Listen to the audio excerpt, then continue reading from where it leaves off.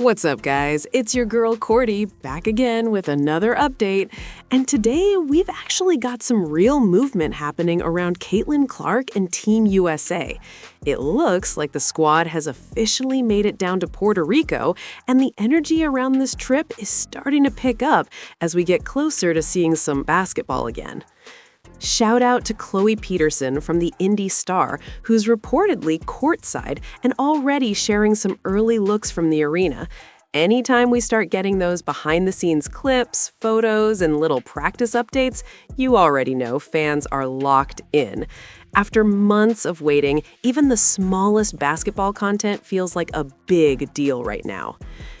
And here's why this moment matters even more. We are officially less than 48 hours away from what could be Caitlin Clark's first basketball appearance of the 2026 calendar year. Think about that for a second. The last time fans really saw her competing at a high level was months ago, so the anticipation is definitely building. Now, unfortunately, we still aren't seeing Clark back on the court with the WNBA just yet. And that all comes down to the ongoing CBA negotiations. The league and the Players Association are still trying to work through a new agreement, and the situation has been pretty quiet publicly. According to a recent update from ESPN reporter Alexa Philippou, there are discussions happening, but not much information is being released to the media. From what's being reported, some WNBA owners are keeping the proposal details extremely private, almost like they don't want the numbers or terms getting out and creating pressure or public debate. Some people even compared it to an NDA-type situation, where everything stays behind closed doors until a final decision is made. And the timeline keeps getting interesting. We're basically within a day of potentially hearing something major. If nothing gets finalized soon, this could end up being another one of those dates on the calendar that fans remember, similar to earlier deadlines that came and went without a deal. Some former players and league veterans are even warning that a lockout could be possible if things don't move forward. But for now, let's shift back to the basketball side, because there is finally some footage coming out of Puerto Rico. Let's take a look at what's going on.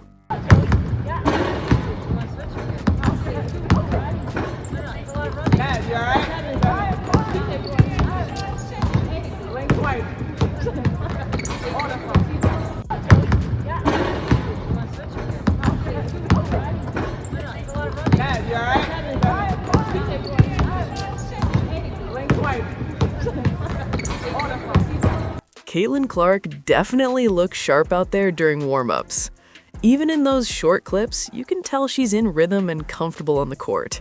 Honestly, it's just good to see her back in basketball mode again. Fans have been waiting months to see her doing anything basketball-related, so even warm-up footage feels exciting right now. And shout out to Chloe Peterson for making the trip down to Puerto Rico and giving fans those courtside updates and clips. Now, Team USA has been dropping a few practice videos, and one player that stood out to me was Angel Reese. One thing I've really noticed while covering WNBA content this year is that Angel Reese seems to be maturing a lot. She's not as vocal on social media lately, and it feels like her focus has shifted more toward the game itself. You're not seeing as many distractions or extra antics. Instead, it looks like she's locking in on basketball, and honestly, you've got to respect that growth. What do you have to say? Oh God, I'm just grateful to be in the presence of an angel. I'm with the Wait guys, I'm with the Puerto Rican princess and we are going to Puerto Rico. Do your dance, mommy. Yes, mommy, and we're out. All right, so Team USA did release a short video of Caitlin Clark, and one thing fans immediately noticed is the jersey number. As you can see in the clip, Caitlin Clark will be rocking number 12 with Team USA, and honestly, it just looks right seeing her back in a USA uniform getting ready to compete again. Now, when it comes to expectations for Caitlin Clark with this Team USA group, I'm gonna be honest, I'm very confident about the role she's going to play. I would actually be shocked if she's not put in a position where she's helping run the offense, pushing the tempo, and creating opportunities for everyone else on the floor. That's just what she does best. At the same time, fans have to remember something about these games. Technically, this is a qualifying tournament for a tournament that Team USA has basically already qualified for, so some of these matchups may not feel super intense right away. Because of that, I wouldn't be surprised if we see Caitlin Clark playing a little free early on, maybe launching some of those deep early shot clock threes that she's famous for. You know the type, those 30-foot bombs that get the crowd going. But when it comes to the games that actually matter for evaluating the World Cup roster, that's where things get interesting. The matchups against Italy and Spain are the ones people are really watching. If we're being realistic, I'd probably give Italy maybe around a 15% chance of beating USA. Spain, though, might be closer to 30%. Spain actually has a very solid team, and they could end up bringing one of their strongest rosters. They haven't locked in their World Cup spot yet, so they have real motivation to play hard. If Team USA is clicking and playing together, Spain probably won't have much of a chance. But if the game gets competitive, that could definitely be a real test for this group. My expectation for Caitlin Clark with this Team USA group is pretty simple. She's going to play the role of a pure floor general. Her main job will likely be bringing the ball up the court, setting the offense, and getting teammates involved.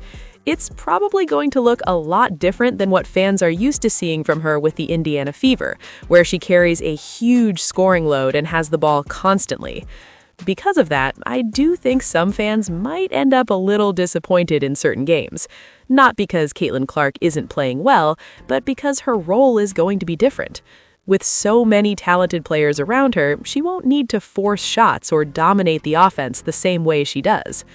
Honestly, I think her impact will be even bigger once you get to a full Team USA roster in the World Cup or Olympics.